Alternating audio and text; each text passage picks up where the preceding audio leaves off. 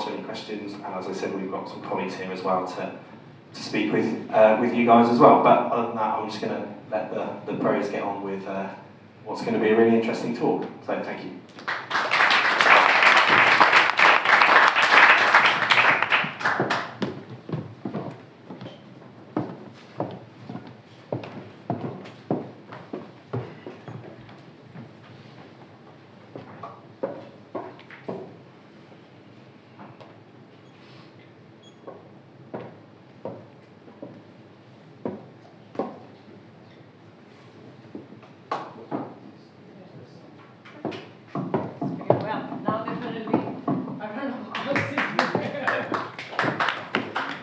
This is terrible. Hey everyone, I'm Francesco, by the way. Please a big round of applause for Nigel Toon.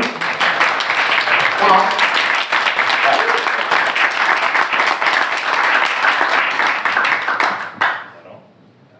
Probably not. This works. Hello, hello.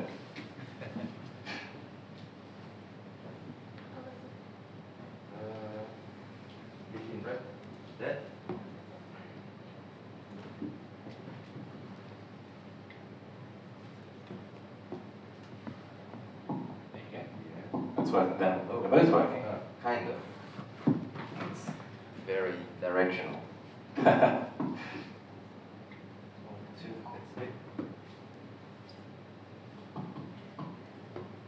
try this one. Can you hear me? Ish.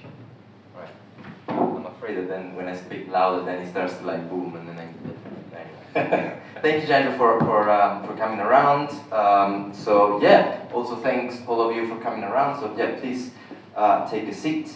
So I'm going to be brief about me because Christine already introduced me. I'm the general partner and founder of Silicon Roundabout Ventures, a specialist deep tech focused fund that I launched at the back of scaling the Silicon Roundabout tech community that now works in partnership with Frontier to bring all of you together. How many of you are founders, by the way? Tech founders? Investors? Right, and the rest are like in between, thinking of being a founder, supporting founders. Who is the in between? Okay, so we've got a bunch of good founders, definitely a great founder because I backed one of you, I've seen him over there, and so lots of investors. So hopefully with events like this, we can help you connect. But today's purpose is also, and many of our events' purpose is to help other people along the journey, whether they're on the investment journey like myself or building journey like founders, to learn from people that have been able to scale businesses. And today we have the fortune of having actually someone that has done it several times and in an area of quite challenge because of course semiconductor and hardware. So there you go, enough about me. If you are interested in investing in deep tech and want to co-invest with us or look at our options, or if you are looking to raise funds in deep tech, of course you can always reach out to me. But I'm going to shut up on my side and I'm going to let Nigel actually introduce himself and tell us more about your journey in tech actually, because it's not just about Graphcore, right? You studied way back before that, sold to NVIDIA, doing a bunch of stuff, filed patents. Come on, what's the story? By the way, another big round of applause please before we get started. I'm so excited to have Nigel here. It's like, if you're a deep tech VC and launch a fund and you have Nigel on stage, it's like a dream come true, right? So, I guess originally I was an engineer. I was very lucky. I went to work for a semiconductor company in Silicon Valley called Altera, FPGA products. I joined, I was about employee number 100 in the company. About a year later, we went public on NASDAQ for about like $80 million or something, very modest IPO. We then did a 256x in the public market, ended up being worth 20 billion. The company grew quite a bit to a few thousand employees. I ended up running about a quarter of the business, one of the big business units. So that was just a fabulous experience of, seeing a small company scale, grow, become Fortune 500, achieve, the outcomes on the public market, living your life in those 90-day cycles of delivering for a public company, which is kind of interesting itself. So for example, I'd go to, for my business unit, I'd go to an exec meeting and I'd have 3 presentations. Depending upon where all the other business units were, you put forward the pessimistic plan, you put forward kind of the middle plan, or you'd have the optimistic plan. Like, if everybody else is doing really well, I put forward the optimistic plan, say, well, I could probably do this. Just so you can kind of fit within this big company environment, and they're having to then report this to the street, and you have to then fulfill on it. So every 90 days, your life starts again at 0, and you have to kind of rebuild the revenue and rebuild the business, obviously with the team that you've got. So that was like 14 years I did that, and that was super exciting, and I thought, well, we should be able to do this in the UK. Why can't we do this in the UK? We've got great semiconductor talent, we've got great capabilities here, there was funding starting to be available. So together with 3 other people, we started a company called iSira. It's quite nice, the whole company fit in a hire car, so we could all go and see customers and work out what it was we were going to do. We spent about 6 months putting together the plan. I think we sort of always had some idea of what that was going to be. It was about microprocessors, it was about cellular communications. So this was back in 2002, dates me. And before the iPhone, at Altera I'd been working on a lot of 2G and then 3G infrastructure. I knew how 3G was going to impact in mobile phones, and that data was going to become very, very important. And so we built a company that built a cellular baseband modem for 2G, 3G, and ultimately 4G, all running on a processor, much more efficient to do that multimodal capability. We raised about, over a few rounds, we raised about 200 million in capital for the company. Won some big customers, via Vodafone, AT&T. We were doing really well. Again, probably everybody's here too young, but there used to be these USB sticks you would stick in your laptop, and it would give you a cellular connection from your laptop. So we had pretty much the majority share in those devices, and then we were going from that into phones. The iPhone had come out, kind of validating what we were doing. We were competing head-to-head with Qualcomm, and we were approached by NVIDIA, we were approached by Samsung, both wanting to buy the company. So we kind of figured it's going to take a lot to actually grow this into sustainable standalone business. It was post-2008 financial crisis, so capital was quite difficult. Something for everybody here to realize, capital cycles go up and down. You really need to recognize that. Some of you are probably living that at the moment. And so the right thing to do was to sell the company. So we sold it for $500 million to NVIDIA. NVIDIA at the time, I think, was worth about 16 billion. So probably if we'd kept the stock, that would be 100, that would be 50 billion. That transaction. So when I should rewrite it as it was a 50 billion transaction that we did with NVIDIA. But anyway, it was a great outcome. And then spent some time helping VCs on a few companies. And then sat down in the pub with one of the co-founders of iSira, a guy called Simon Knowles. We're thinking about what do we do next, what are the interesting areas. AI was, absolutely starting to emerge. This was 2012, so not a lot of people got it at that point, but we could see that it was coming. Spent a few years researching and looking at what could be done, and started working on an architecture for a processor to accelerate artificial intelligence. We've ended up competing head-to-head with NVIDIA, which is kind of interesting. So the first funding round, so we sort of funded it for a bit, and then the first official funding round was 2016. Since then we've raised about 700 million. Last valuation for the company was 2.8 billion.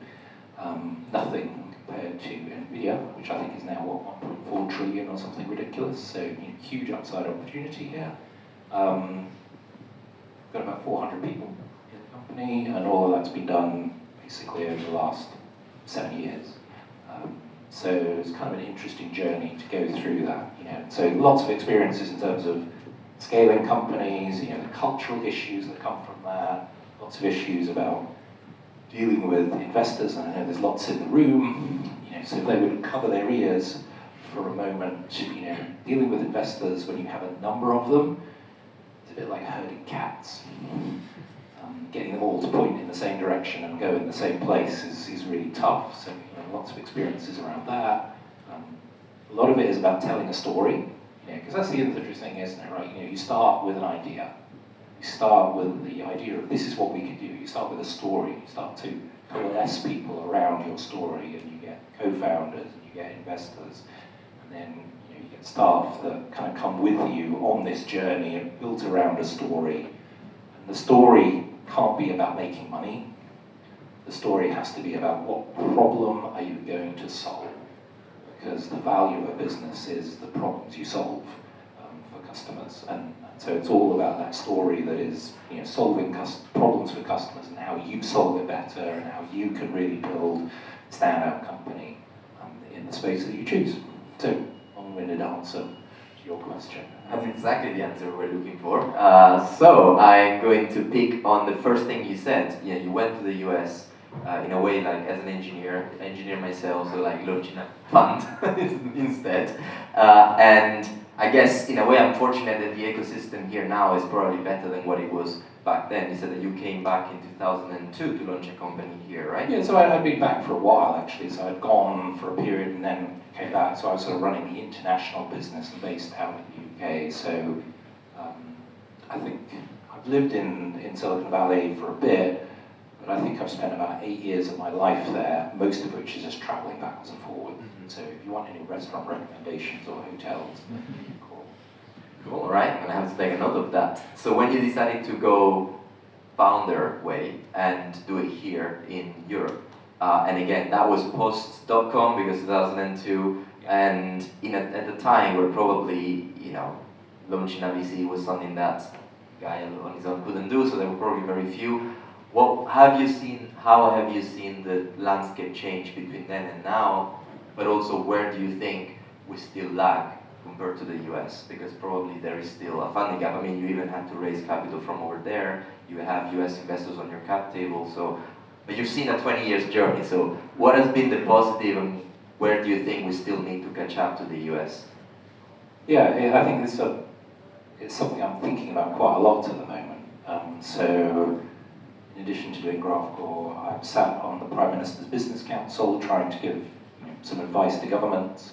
I think I was quoted once by the Financial Times as saying, never work with governments, it's a bit like acting with animals and children, but I broke my own rule. And I'm also on the board of UKRI, which is supposed to be trying to build research and innovation, obviously Innovate UK that you're partnering with as well as part of that. And so thinking about, the reality in the UK is we still have some of the best research capability in the world. We've got some of the world's best universities, we've got some of the best research outcomes. We actually get better return from deep tech investments than most other countries do, but we invest much less. Of the 4.6 trillion that is invested in pension funds and managed in London, way less than 1% is invested even into private companies. So we're massively underfunding our whole growth system here in the UK, and it's kind of why we've got lackluster growth. It's kind of why our stock exchange is dying. There's a whole bunch of stuff that's kind of happened as a result of that. So what can we do to try and change that? I think what I've seen is the early stage and seed stage is improving. We still lack company building skills, I think, in this country. I think there's great engineers, there's great talent, but we don't have lots of people who are falling out of Googles and Metas and all these places who can come along and say, oh, this is how you build a business. It's kind of a lack of that kind of entrepreneurial business building skills, there's a lack of product management skills, I think, still in the UK, so that's a real skills gap. I think there's starting to be early stage funding. Follow-on funding is getting better, but is still challenging, and often you have to go abroad. The fact that some of the US investors are coming and building funds here, they're not coming because they necessarily want to invest in the UK, they're coming here because of our rule of law and our tax and various other things that is accommodating for some of their larger funds. There is no big scale-up fund that is a UK fund. So I made this point recently in a government meeting, people say, well, we need to drive scale-up. I say, what do you mean by scale-up? So, imagine you want to raise 100 million, pick your currency, $100 million. So you don't want to do that from 10 investors, right? You need one who's going to cornerstone it probably half of the round. So you need somebody to write a $50 million check.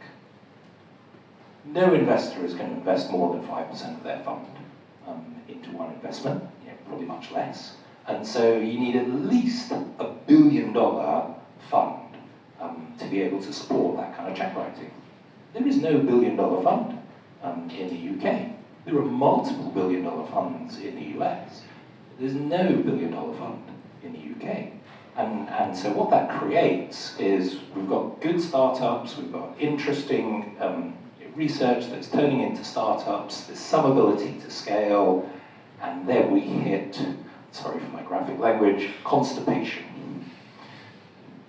The pipeline is stuck, and we're not getting the outcomes. So companies are selling, they're avoiding, they're getting through that blockage by selling the company rather than scaling it, taking it public, and growing a tech ecosystem in our public markets here. You need the whole cycle to work so that you can actually, when you start putting stuff in this front, you're going to get good returns. Because the early stage investors here in the room, your returns are going to be multiplied if you can get $1 trillion outcome at some point from one of your companies.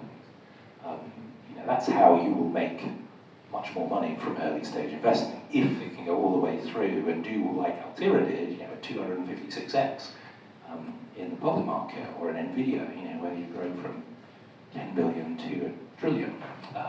That's where the real money is made. It's not in the sort of early stage investment. And so unless we can actually participate in that, and have companies that are participating in that, we won't actually break the cycle of having a sort of proper growth economy here in the UK.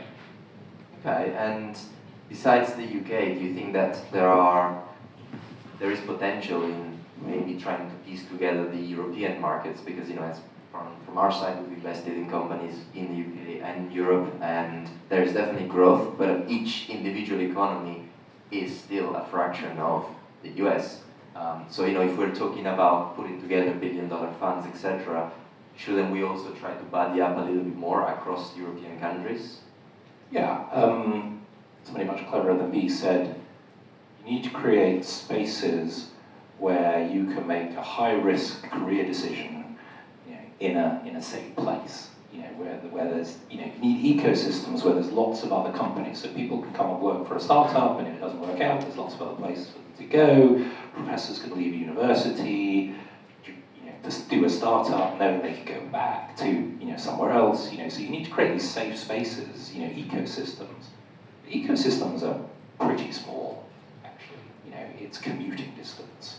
So London has an ecosystem. Manchester's starting to build an ecosystem. Stockholm has one. Berlin has one. Paris has one.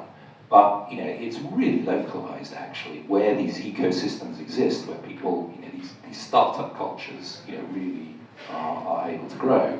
And so if we're thinking about that from a UK perspective, where are we going to concentrate these ecosystems? Cambridge, Oxford to a degree, Bristol a little bit. We're starting to get a few, but we need a lot more of those types of environments that will allow high risk in a low risk environment. Actually, you mentioned Bristol, and I was going to come on that because, of course, you guys picked Bristol, that perhaps is not necessarily like the first place you would pick, if you had to just sit on a table and you are someone that looks at the UK or Europe from the outside, but you're very much in the inside. So you pick Bristol, you build your company there. We've actually got a great example in our portfolio that is in the middle of, next to Milton Keynes, and now they're like closing multi-million contracts. So do you think that it's because of deep tech, where you've got to have facilities? Is it because of the Bristol universities? Do you think that there are smaller ecosystems that are coming to play, and they should be also? There's three ingredients up there, so it's a real problem that is important, valuable, and you can build a business around. Talent that is capable of solving that problem, and money. So what Bristol has is actually really deep semiconductor talent capability. So due to some historical mistakes, or maybe it was hindsight or insight or whatever, there's actually quite a strong silicon design community in Bristol, which is really what we fed off. And the reason that we put the company there was to access that talent. The money comes from all over the world. The customers are all over the world. So as long as you're willing to jump on aeroplanes and go and get money, and you're willing to jump on aeroplanes to go get customers, you can build a company anywhere, as long as you can attract the core talent who can build that business. Perfect. And actually, on that note, for practical tips for the founders and us investors in the room, deep tech is, of course, now finally growing. We've seen that after the crash of 2021, there's a bit of rebalancing. I think over the winter, I spent my time besides Christmas writing a very long article crunching all the data called Unicorns Are Dying, It's the Age of Titans. Because, of course, a deep tech company is not just a great company that's got a flashy valuation. It's actually building value all the way up the food chain and the stack and building hardware. But because of that, it's not as straightforward when you want to go and raise money or close clients as plotting a bunch of users going up on a spreadsheet, because you might have large contracts to negotiate, supply chain arrangements to make. In your area, semiconductor, we've all seen what happened with Asia and the US pulling off. So for founders that are starting out, what do you think could be the best tips when they're having to deal with either hardware or very complex software supply chains in deep tech? Yeah, so the trade-off is it probably takes the same amount of time to build a deep tech company as it would to build a SaaS company or a consumer internet company in reality, to really scale it and get it to sensible scale. The problem is you will see earlier success in a SaaS company or in a consumer company, because you'll see the traction. And so this idea of being able to do early culls as an investor, is much easier in those, and also to know who to double down on when you can start to see the traction and growth. That's very much the model in the US. And typically what they're doing, like something like Sequoia, they're combining those types of investments alongside some deep tech companies that are building fundamental IP value. And the benefit of a deep tech company is if you really build out IP value, you're building value into the company. If you build a consumer company and nobody comes and buys it, you're toast, right? You've just burnt through the money and that's it. Whereas a deep tech company, hopefully what you're doing is you're actually investing into fundamental IP that is really world-class breakthrough. That IP is going to be valuable. Even if ultimately you fail to take off, somebody else is going to come along and say, okay, that's a breakthrough IP. There's real value here in this business. So that's the trade-off, I think, for investors. It's going to take longer.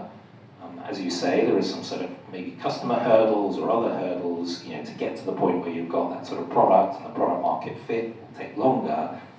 But it tends to be a bit binary at that point. This is really, winning technology. Customers will start buying it. If it's a problem of channel, then maybe you can sell the company to somebody still for a lot of value because you've created something unique and valuable, and you help them solve a problem. They bring the channel to make it work. Very rare in a deep company you have a complete write-off, and that's probably technical risk because the tech never really worked. Okay, and from a founder's perspective, when you are again in those early stages, you might have raised some angel money or some grant money, or you might not. You might have taken a check from someone as tiny as me, but then you need to start to scale.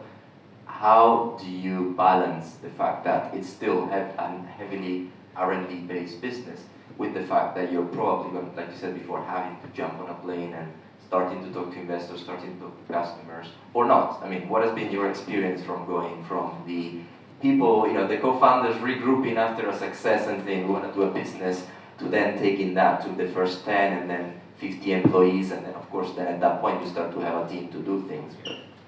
So, yeah, building the team is one thing. The contrast I see between Europe and UK, I would bundle within that, and the US, is in the UK there's an over-concentration on the tech, especially in deep tech businesses. And I see this a lot with, I do mentoring with university spin-outs and a bunch of early stage companies. And you get these people and they're so wrapped up in the tech, and the tech is everything, and people will come and buy it. And what they don't realize is half of your investment has to be, half of your money investment, half of your people investment, half of your time investment, at least has to be in winning customers. And most, what I say, I think in the US, people understand that from the beginning. Product management's important, engaging with customers, working out what not to do in the product roadmap versus all the wonderful things you could do on the product roadmap, and really narrowing it down to be customer focused and spending lots of time with customers. When we started Icera, we were going to compete with Qualcomm. So we got in a car, we flew to San Diego, rented a hire car, the whole company fit in the car, we went to see Qualcomm, and we said, we're going to need a 3G license from you, so this is what we're doing. And by the way, because we're building it in software, actually we don't need to pay you anything. Our customers will pay you. And we told them everything we were going to do. We're going to compete with you, we're going to build this thing, and we're going to do all this stuff. They couldn't help themselves from telling us all the reasons why we were going to fail. Oh, we haven't thought about this, we haven't thought about that, and we're writing all these things down, because they were never going to believe that we were going to be a competitor to them. And we just learned a shitload from them. So you see so many companies, and they've got this technology, I can't go to see the customers because it might get stolen, I can't, forget it. Get out there, talk to people, find out whether it's interesting, find out whether it's useful. And I see this all the time in the UK where people are kind of protective and inward-looking rather than thinking about customers and the problems they're solving and spending. I'm going to spend half my VC money on selling this product. Is that included in your estimates for the amount of seed money you need? You haven't got enough, however much money people put forward, typically they haven't got enough money because they haven't thought about how they're going to go and sell it. And then there's the Y Combinator thing where, actually you've got to do stuff that doesn't scale. So the founder has to go and sell the product. And it feels like a really bad use of their time, but actually they're the best advocates for their tech. They're the best salespeople. You see these people, they say, okay, the first thing we're going to do about Silicon is going to we're going to hire somebody to do business development. Bollocks. You're not going to find anybody who can do that because you don't actually have a product yet. You can't hire a salesperson to sell a product until you've got a product that customers are actually going to buy. And so you've got to go do it, and you've got to go and make those connections. And you've got to have, the first person you should hire is somebody to do the engineering so that you can get on the plane and get to see the customers and spend all your time in front of customers. This is starting to get interesting. So like if a founder, or even investors that are trying to help founders in their portfolio need to prioritize, where do you think they would need to? You already said one, still do the sales, at least in all of the early phases, past day and whatever. Any other areas that the founders should prioritize versus others where as soon as they start to have some money, maybe they should try and deprioritize and declutter their minds? People. Because, so the word company comes from Latin, it comes from com and panis. We think of com as communication, but it actually means together. Panis means bread. Company literally means a group of people who come together to share bread. It was the group in Roman legions that would share the bread and work together as a company, a group. And so a company is about a group of people who come together to share a common purpose, to solve a problem, to build a business. And so the people are really important to your business. And people don't think about culture enough. so what, culture is like a virus, it spreads. You get bad people in the company, you will have a bad culture. It only takes one. So you've really got to think about the people, what they're going to contribute, how they're going to grow. Some people will grow, other people will need replacing, and new people to take over. They might be fine for the short term. So the team and the people is really important for you as a founder. Founders seem to think that they need to do everything. And somebody once gave me a great piece of advice, the CEO of this company, Altira, said, my job as a CEO is to do absolutely nothing. Everybody else should be doing the work. I should be doing absolutely nothing. You will never succeed. You will never do nothing, because there will always be things to fix, things to solve, stuff to do. But if you're spending your time doing all the sales, ultimately, that doesn't make sense. So maybe you've got to start by doing that, and then you hire, once you know what the sales process is, you hire somebody to take that on. Because you know what the process is, you know the type of salesperson you need, and so you can hire the right person to do that, and then you hand that off to somebody. And then you find yourself doing all the raising all the money for the next stage of funding. So you hire somebody to do investor relations or CFO who can help you do the fundraising, and you hand out, so you're just going through this phase of handing stuff off to other people to try and reach a point where you're doing absolutely nothing. You'll never succeed, but that needs to be your job as a CEO. Okay. People and early sales, and of course, like trying to get in front of customers. One of our LPs is another unicorn founder actually, and although he's in software, he told me once that you need to be careful in the early days about corporate people. I don't know if that was an experience with you, but he said that once he had, I think it was on the marketing side, that he went through so many people that he was trying to get his top CVs from recruiters, and then eventually let one of the interns go up the ranks, and I think he ended up being VP of marketing or something. So do you think that that's possible, that sometimes if you want to build a startup, you need to look outside of the box, maybe not the flashiest CVs or the best people, or any tips on talent? What can founders do to hack the system when they don't have to compete with Google? In the semiconductor industry, you would think Intel, or let's hire some people from Intel. Never hired a good person from Intel in my life. Idiots. Sorry, it's probably people here from Intel. Because they live in this big company environment, and they don't understand what it takes, so you need people who are hungry and pushy. So you might find somebody who's worked in a big company who has that. Maybe they were there early and they actually built stuff. Maybe they built a new division or something like that. Maybe they're a kind of junior product manager, and they've got product management skills, and you can then point at your problem. So you can get people like that. And VCs are terrible at it, right? Because they want people on the deck that have the logos, right?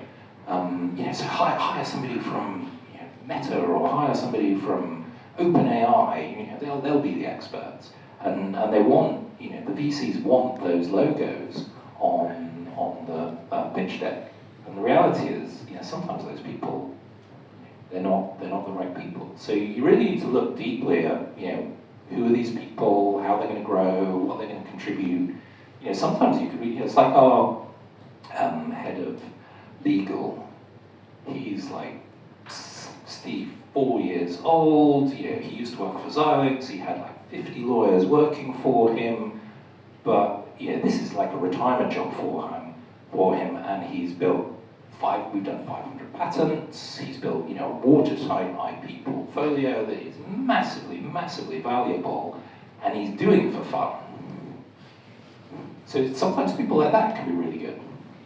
Cool. All right. Awesome. And now we've laid some blame on the governments in Europe, and of course on pitfalls that founder can encounter. Now, being a VC on stage and being someone that launched this fund last year and being an engineer, so I'm completely clueless about running a VC. But I know that there is another 40% of the room that is in my camp. So please tell us, what are we doing wrong here, and what can we do better as venture funds when we want to find exceptional people that are not yet at the 2 billion, but we want to try and help them get there. So how can we not be on the way instead and actually support rather than the other way around? Good money follows smart money. So one of your jobs as a VC is to try and help line up the next round of money. It's not just about raising money from anywhere. Can you get really smart money in, because that's going to make you, that's going to make your fund, you could become a funnel to some of the bigger VC funds, then that's going to make you valuable, I think, as well. So how can you help your companies do that? Company building, you're going to find lots of bright people with brilliant ideas, and it's easy to get kind of caught up in that. But what are they doing to really build the company? Push them on how much time they're spending with customers. What they're doing to kind of grow the team, get the story out there. What's their brand? People don't understand what brand is, right? They think it's a logo. Brand, everybody's got brand, right? Brand is what somebody says about you when you leave the room. That's what a brand is. It's like Banksy from Bristol. He's got a great brand. He's never even been in the bloody room, but everyone knows what he says and what he stands for. And you need to think about that for your company. Do you have a strong brand? Are you consistent with what you say? Are you a bit edgy so somebody's actually going to remember it? Are you willing to kind of push a bit on that and build a strong brand so you'll actually stand out? Larger VCs typically are quite thematic. So, do you understand what those interesting upcoming themes are? Are you funding the early stage companies that are going to play into those themes? Because they're going to take one or two picks in those interesting themes, and if you can put forward the company and get them funded by the Atomico or the Boulderton or whoever it is, that's the theme that they're going to follow on, then you've got a runner from your portfolio, and you can sit back and say, well, I don't even need to follow my money. I'm going to get out rounds and I'm going to make money. That's what you're really looking for. And also, are there people who can help those companies to achieve those kinds of objectives? And what are those next stage investors looking for? Are they looking for great tech? They don't really understand it. What they do understand is customers saying it's great tech. So, that's the validation that any next stage VC is going to be looking for. Is, does the tech work? I can't judge that, but a customer can. Do you have some customers who are willing to take a chance on this? That customer pipeline for your technology is absolutely the thing that's going to get in the next round of funding at a level and a quality of money that's going to really move the needle. That was way too easy. Wasn't it too easy? Come on, I got off the hook too easy. Give us bad things that we do as VCs, and also as founders in the room. What are we doing wrong on the board? What are we doing wrong? As what can we do wrong? You probably have seen good and bad practices. What are things to avoid for a VC that wants to do good, but sometimes that's wrong, maybe without wanting, and what are things that founders should be looking out for in terms of VCs? Because we should be diligent, right? You guys shouldn't take anybody's money. So the arts out boards. One of the things that's really important about being a board member is what you do, what you're trying to support the company with will change dramatically depending upon where the company is and what the issues is. So you need to be, when the company's doing well, give them shit, right? Really push them. It's not good enough. Get more. When the company's doing badly, give them some space. Help them work through it. Allow them to fail a bit and work out how we can fix it and what it's going to take. The Dakota Native Indian tribe have a saying: when horse is dead, get off, go find another horse. Do not kick horse. Do not try to carry the horse. Get off, go find another horse. And so you've got to recognize when a deal isn't working out. One of the things you notice in the US is they will prune their portfolio quite vigorously, and they'll early deaths. Doesn't mean you won't back that founder again. Doesn't mean they failed. It's like that was the wrong opportunity, and you've learned a lot. So come back to me with a better proposition next time, and I'll fund you next time around. We'll make it work. But don't throw good money after bad. Don't carry a dead horse on your portfolio. Help them to say, look, how can we get some value out of this? Can we sell it? Let's put the landing lights on and get this thing landed somewhere and get some money back, and then you moving on to the next project. So these are some of the things that I think you've got to do as VCs. Both be supportive but know when to. It's like the old Alex Ferguson trick of when did you have the hairdryer conversation, when do you put your arm around people and support them.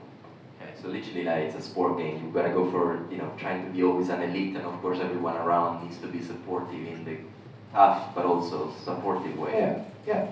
Cool. Okay. Interesting. And once you start to take off, and as a company, I guess probably you're always double guessing yourself, and we've covered that. You're a European company, so people here are building a company in the UK, in Europe. So there are still challenges. We've said it before. Any tips on how to bridge the gap, perhaps with the US? You guys have been successful in finding customers, finding support over there, and investors over there. Any things that local companies can do to try and maximize that? Especially in deep tech, because you need big funding. So I'll take you off at a tangent. So I wrote a book called How AI Thinks, which will go out and buy.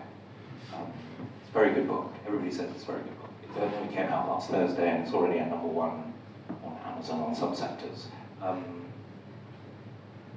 No way we can get a US publisher for that book, because it's written by a British person. It's a British book. That we've got lots of AI experts in America that are much better at writing a book than you are, Nigel, about AI. So they are going to discount you. An American investor is going to discount you because you're not local. You don't have an American accent. And how do you overcome that? You overcome that by having an American customer. So you can get US customers, and you can show real traction in the US.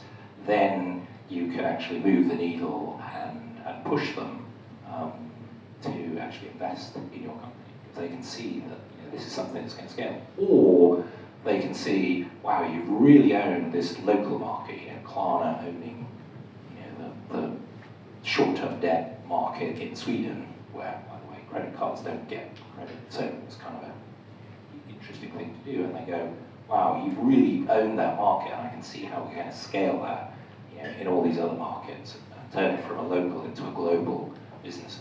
We can help you do that. So you've got to have, your story has to be really strong, and it has to appeal to US investors. Just thinking that you can stand up and be compared. They will choose a US company over you every time, unless you can show that you're really global, or that you have a US centric piece.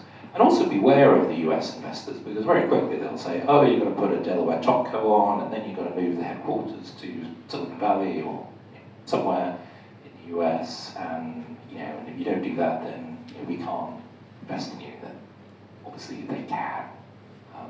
Maybe if you're a German company, it's a bit different, because that's one of the great things about being in the UK, is actually UK topcos are great.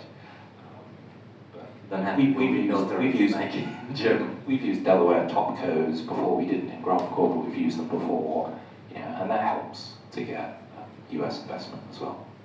Okay. By the way, with the mention of the book, you reminded me that I'm probably becoming a boring person. A year in VC, and I'm already forgetting my engineer roots. Think what happens after 2 or 3 years. AI. So you guys are building chips to build the next infrastructure of this AI revolution. So let's go back to the tech before maybe we pick some questions from the audience. So where do you see the semiconductor industry going, and then one step beyond that, not just the semiconductor infrastructure, but where do you see AI going, and where opportunities lie? Not just the easy ones that everybody talked about, oh, Gen AI, whatever, but actually at the infrastructure. Like, what are the less spoken about opportunities that you see? Well, the only people making money in AI at the moment are cloud and infrastructure players. NVIDIA and Microsoft. The Microsoft OpenAI deal is pretty sweet. So Microsoft invests 10 billion or whatever the number is into OpenAI. OpenAI spent 7 billion of that back, at least, with Microsoft on buying cloud services. So I turn my treasury dollars into revenue that gets valued at 50 times my revenue number. That's a pretty cool deal, right? So that's Kevin Scott, CTO of Microsoft, who came up with that brilliant wheeze. And now, everybody's copying. Amazon's doing it, and others are all doing it as well. And so the people making money are the infrastructure companies and NVIDIA who supply the chips. AI today, ChatGPT, think of it, yeah, again, people probably aren't old enough, but think of it like Pac-Man. It's kind of Pac-Man. It's color, it's pretty cool, it's pretty good, but it's nowhere near the 3D immersive gaming environments that we have today.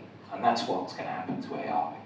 So all the apps that OpenAI is coming up with on ChatGPT, they're really cool, they're really interesting, but they're like point solutions. It's a bit like electricity, where you get a light bulb, and electricity is used for light bulbs. And then when it gets started to use for motors and for other things, people restructure factories, and we get mass production, and the whole world changes. Which is what happened in the second wave of the Industrial Revolution, and that's what's going to happen with AI. Software engineers, I say this in the book, software engineers are like monks in the Middle Ages, sitting in monasteries writing out illuminated manuscripts on vellum. There's 25 million software engineers in the world, about 80 million on GitHub. Tiny percentage of the world population. Generative AI is not about what it generates, it's the fact that you can get it to do something useful by giving it very simple commands. So it's like a completely different way of telling computers what to do. And what AI is going to enable is not improve writing software, it's going to let everybody write software. And I think the analogy is, think of Unity in the gaming environment that was like a failed gaming company who said, but we got this pretty cool tool, let's turn it into a way to help everybody write games. And they created this kind of platform that helped everybody write games. That's what you're going to see happening in AI. There's going to be a whole bunch of platforms that will help people embed AI into their applications, will let them solve problems using AI without actually having to program a computer. And what that means is the cloud infrastructure that we have today, it's like the I/O. It's like the window, and the compute is all going to be AI compute. And the cloud that we have today is probably going to be 100 times bigger to be able to deliver the AI compute that's required to drive all of these AI applications. Microsoft, as an example, they're investing in nuclear power stations because they know they're going to need huge amounts of carbon-free electricity to power the cloud environments that will power this AI. They're generating about 100 billion of cash. They will invest most of that into AI and AI applications. This thing is massive, and I don't think people are quite woken up to how big this is going to be. It's why the Magnificent Seven are like most of the 30% of the US stock market. They're most of the valuation. They're most of the growth, because they're the company that are seen as the ones that are going to benefit from this AI revolution. And maybe that's a bubble. But these things go through cycles. It looks like a bubble today. Maybe it will fall off a bit, but actually it will be bigger than we realize today. There's something called Amara's Law. He always says it's Bill Gates, but it's nothing to do with Bill Gates. It's a guy called Amara, who in the 1970s said, we tend to overestimate in the short term and underestimate the impact in the long term. And that's just because these things are incremental, and incremental turns into exponential. Because continuous improvement actually turns into an exponential growth. Even quite small percentage increases, as long as they sustain, they turn into these exponential growths. And that's what's going to happen in AI. And we're going to look back in 20 or 30 years' time, and we're going to go, just as we do with a mobile phone, on one level it's like become invisible, or a semiconductor, it's become invisible. The first IC had 4 transistors in it, built in 1960. It cost, I think, $400 or something ridiculous. The only customer was NASA, to put it in guidance computers for going to the moon, because they had like infinite budget. So they bought these things because it would make the guidance computers a bit smaller and a bit lower power. Nobody else bought it. And Fairchild nearly killed the project. And now, here we are, 60 years later, and we've got chips with 100 billion transistors inside them. 100 billion transistors. So if you'd had the same improvement in your car over that period, everyone today would be going home at 200 times the speed of light. And it's invisible.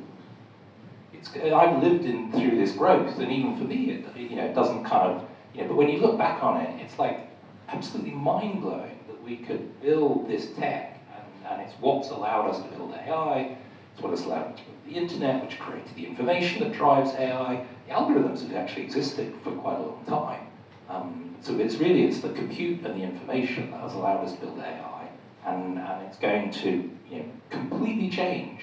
This is like steam engine and industrial revolution and electricity and the second phase of the industrial revolution. It's going to be massive in terms of the impact it's going to have. And what's interesting, it comes at a time when we're shifting to zero carbon energy. We have to. We're going to kill our world. Actually, we won't kill our world, we'll kill our society. The planet will still be here, the environment will recover, the society will be dead. So that's why we need to do zero carbon. And we're doing it at a time when there's aging populations. And so there is going to be massive geopolitical shifts, and you're seeing it today with China versus the US already, vying. That is an economic war that is raging between those two countries, and that's going to get worse. And the Middle East is going to be in the middle of it because they're going to not do as well when energy moves away from hydrocarbons.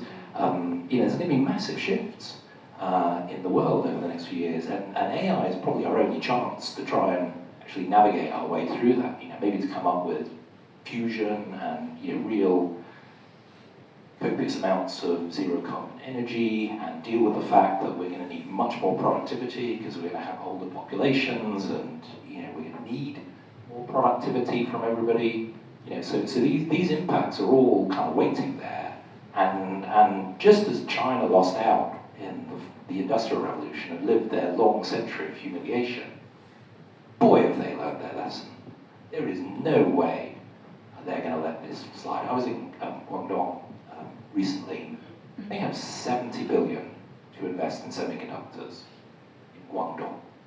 Just Guangdong. So, these they're on it. They have, long-term plans. They're going to have, advanced semiconductors. They're going to have, massive AI. They're going to have their own internet. They're not going to be dependent on the US. Where are our tech giants? Where are our trillion-dollar tech companies in Europe or in the UK? Where's our cloud platform that is UK? Our government is dependent on US cloud companies.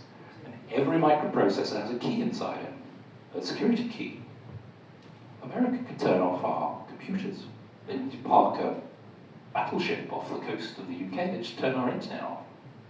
We are a satellite of the US at this point. So we need to invest. We need to have our own deep tech. We need to have our own seat at the table. Otherwise, we're not going to be. We're going to be like China. We're going to look back and say, oh, we're now the humiliated ones. I mean, absolutely. I mean, to be fair, just consider the fact that when there is war now, the second or third person at the most that goes visit the Prime Minister is Elon Musk because of Starlink, not a Prime Minister from a neighboring country. It gives you the weight, or the West closing off the tap from SML and Nvidia to China. The weight of the power that, if having a Graphcore company in its growth can start to wield as it starts to scale globally, right? It's not just about having a powerful CRM like the apps of the last 20 years. This is literally changing the world. So, okay. And the internet created huge changes, but it's tiny compared to the changes we're going to see over the next 50 years. Okay, so last question for me, and then we're going to pick a couple from the audience. Wow, you guys have got big. We can't fit anymore here. There is some space, by the way, if you want to come, and then we're going to break networking. The last question for me is actually on this point that you've mentioned. Of course, we talked about geopolitical power and the fact that deep tech companies are not just valuable assets financially, but actually politically. And you mentioned before that one of the early fragile semiconductor customers were actually government and probably linked to military use type of device.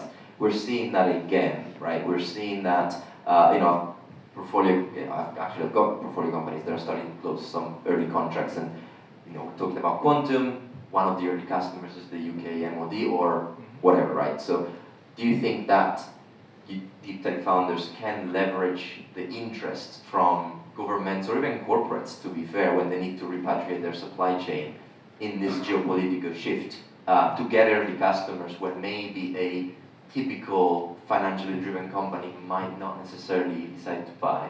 Do you think that there is that defense angle, or national security, not necessarily defense angle, that can be leveraged?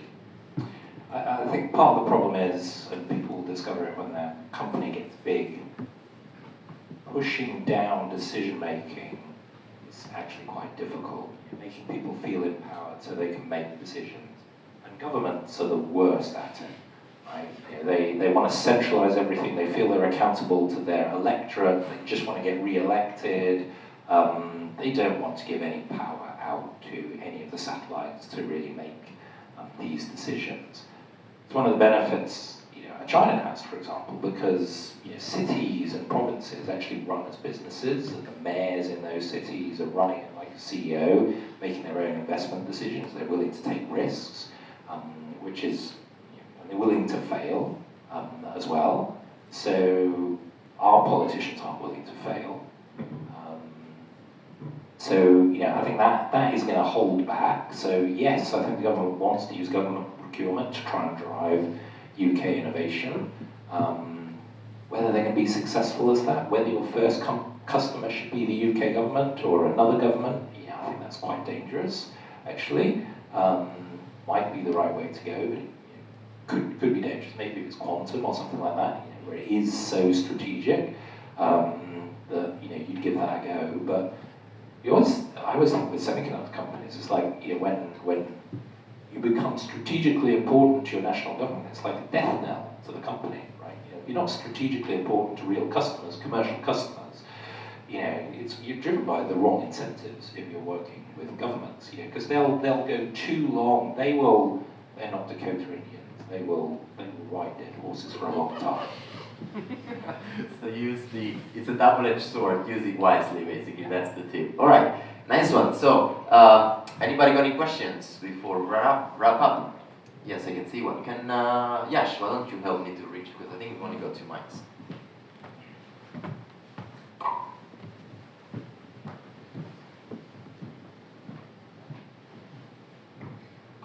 Thanks. Hello. You talked early on in the presentation, thank you so much for the talk, it's been fascinating, about the story of the business, and I was kind of intrigued to know how the Graphcore narrative or story has changed over the years, and maybe where you see it going in the future. We have always believed that the way for us to be successful is to offer hyperscalers who need to make these massive investments in AI hardware an alternative. So deliver them a technology that's more efficient, deliver them a technology that's more cost effective. They might like to think that they can do these things internally, and Google's done made a decent fist of it with TPU. But what tends to happen in these hype cycles is there's a degree of hubris where people like a Sam Altman, because they've never failed, they feel they can do anything, and they can raise $7 billion, and they can start a semiconductor fab, and they can build AI chips, and how hard could it be to do it? And the reality is it's bloody difficult, and it's not about just adding lots of people, it's about having a small group of the right people. So one of the things you're going to find when you scale businesses is, I call it the multiplier of 8. 8 people will know 8 people really well. And so you get to 64 people, it's like the perfect company size. Everybody's on the same mission, everybody's able to do the right things, everybody knows what needs to be done, they know their contribution to the company. You start to get to 100, and everything starts to break inside the company. The decision process change and all the rest of it. So then you need to add another layer of management who's really empowered, really good managers. And if you do that properly, you can go another multiplier of 8, you get to 512 people. And I've been there, I've been through that transition. You go past 500 and you get towards 1,000, the whole company breaks again. And you've got to add another layer inside the company. And you've got to do it with really professional managers. Google with their Project Oxygen and Aristotle, they did a really focused effort on how do you build great managers inside businesses.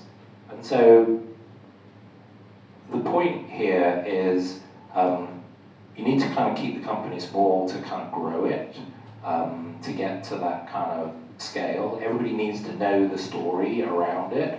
We've sort of, in Graphcore, tried to do that. You know, we started off, we built our first product, shipped our first product to our first customer with about 60 people in the company.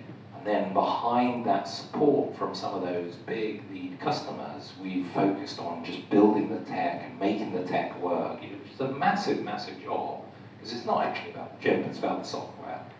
The software just has to work. You know, people think about AI, so like ByteDance, for example, a company, I probably shouldn't say this is all off the record, don't quote me on this.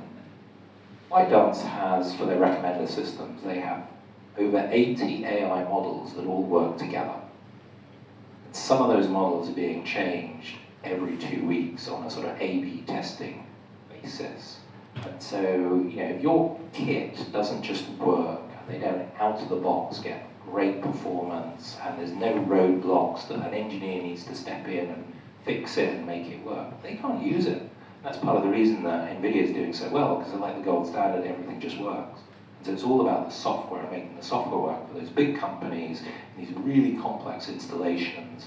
And you go live in these environments, and it's like, okay, so it's not always going to work, it's going to fail. So what happens when it fails? How quickly will it fail over to another box? How quickly will it come back up? Is that coming back up transparent? How well does it work with the Kubernetes orchestration environment, so you can load balance, you know, as customers scale, you know, across this thing? You know, there's so much stuff to do, you know, and this is the problem with deep tech, right? You know, you focus on the problem you're solving, and you've got to be really conscious of what I call pregnancy, which is the stuff you've just got to do, and it's just going to take time, and you really can't innovate on it. So businesses that have too much pregnancy, you know, will fail. You need something which is kind of small enough that your tech is really, you can focus in on that and you can fix a problem with just your technology. You don't have to go and boil the ocean with all this other stuff that you've got to go and do. So that's what we've tried to do. We recognize that there's a degree of boil the ocean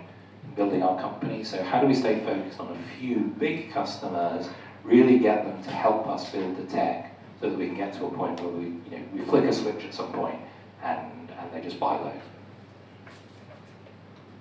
Great. Yes. 1, 2, and then I think we can wrap up. So yeah, last 2 questions. Yeah, hi. Martin from WeTech. So thank you for the talk. We're doing semiconductors and we're doing AI, but on the other end of the scale to Graphcore, we're doing sort of circuit level machine learning control systems, etc.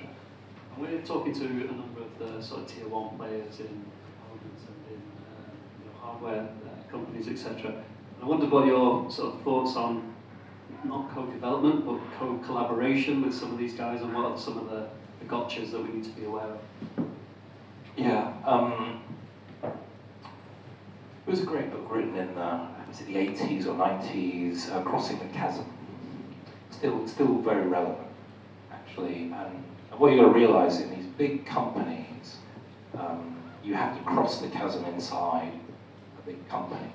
So you might find somebody, you know, it's like often big companies will have an innovation office, and you'll be directed to the innovation office, and you'll spend time with the innovation office. The innovation office is the death of technology. It's the utter death of technology. As the CFO of Cisco told me once, he's the chief innovation officer because he writes the check. He decides which projects go and which don't. And so you've got to find somebody in a business unit that you're solving a problem for, and they're high enough in the company to actually make a difference, but they're risk-taking enough to actually carry your technology through, and if you can solve a problem for them, then you can start to sell it, you know, across the company, and they will become your advocate to sell it across. And you will get in the middle of politics, where there'll be others who are competing with your champion, and they're trying to kill your champion, because that's what big companies are like. And you've got to try and navigate that and build relation. You know, you can't be focused on one person. You've got to be focused on, you know, working up and working across, and having the support from the senior execs as well. That, oh yeah, this is the thing we've got to spend money on. This is the thing. So navigating big companies, and as you say, partnering with them, just be careful that you're not spinning wheels and wasting time, that you're really engaged in something that is a real project with real people that's going to turn into real value. Thank you very much again. So obviously you mentioned you raised about 700 million over 8 rounds with Graphcore, and then with Icera previously it was about 200 million, I think you said. And obviously Sam Altman now is going off to do 7 trillion or whatever for semiconductors. I wondered if you could talk more about what financing structures you've used to actually raise that money, whether it was just straight up equity or there's a debt side in it. And for deep tech companies in particular, whereby it's very first of a kind in nature of what you're doing, is there any wiggle room within those financing structures for maybe an innovation on that side, similar to what happened originally with the kind of close-ended fund in Silicon Valley? Yeah, that's a good question. So when you're young, don't take equity, take debt, do safes for the first rounds, because you don't know what your company's worth and you don't want to give it all away to some person who's holding equity. So try and do safes and invert when your company actually has some tangible value that you can kind of point to and get proper valuations on. When you start to do equity raises, couple of very basic things. Don't do common only. Very rare that companies that try and do common can carry it all the way through. At some point you're going to have to do pref, and then you're going to piss off all your shareholders because somebody's coming in on top of them. So sign up to do pref from the get-go, but make sure that the pref is non-participating and everybody is pari passu. So as you raise the next round, really important, you do the first round and then the next round you do, make sure everybody's pari passu, because as soon as you give somebody a senior pref, you open the floodgates to the next round to be senior, the next round to be senior, and then suddenly all the incentives are not aligned around your investors. So setting that structure up correctly and kind of holding to that, because as soon as you can do it on your second round, you're kind of golden where you can say, well, I can't give you a senior because I didn't give them. They did pari passu, so you should do pari passu as well on the next round. You might hit a point in your business, like particularly at the moment in the current market environment, where it's really hard to raise that sort of non-participating pari passu pref, and somebody's going to say, well, I'll give you the money, but I'll do it on a convertible note or something like that. That's a really difficult decision to make. You've got to know that you're taking that money because it's a bridge to something. Because that's like a burning bridge when you do that. You have just set a time bomb in your business, and unless you can be sure that there's a funding round or an exit or something that isn't going to cause that bomb to explode and wipe all of your other investors out and probably wipe you out as well, do not light the fuse on that. Find a way of saying, people in the startup world today, they get focused on trying to raise money, raise revenue, cut cost. There are going to be times when you will have to let people go. So face up to the fact that you're going to let people go at some point. Do it on a Friday, because everybody can go home and you don't have to face them the next day. You've got a weekend to face them, so you can feel better about it. Be straight with them. Watch the film Moneyball, where he says, how do you cut a player? Just follow that rule. Just tell them straight, you're great, we love you, but we can't afford you. You've got to go. Just tell them straight, and you let people go, and most of the time they end up doing something better than they were for you. And they remain your friends. So you're going to have to face that. Cutting costs rather than raising more money is sometimes absolutely the right thing to do in your business. So there's all these kind of difficult problems you're going to face, but just be careful of putting time bombs into your business with structured capital or structured debt. You've got to have enough cash flow to be able to pay the debt back, or that you've got a bridge to something. It's a bridge to something. It's not just a bridge to an explosion where everybody dies.